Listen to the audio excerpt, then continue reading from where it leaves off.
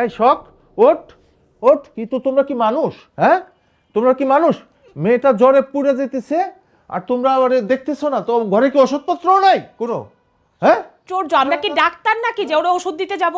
আরে ডাক্তার নাকি থাকে না? থাকে না এরকম আয়োজন? থাকে না বাসায়? থাকে না ওষুধপত্র? থাকে না? হ্যাঁ, কেমন মানুষ তোমরা? এত হারামি কেন? এই ভাবি, ভাবি, এই বাসায় কে আছে? হ্যাঁ, এই কি হয়েছে তো ওর? এই এত গায়ে জ্বর, তুমি খেয়াল করো নাই? হ্যাঁ, কি ব্যাপার?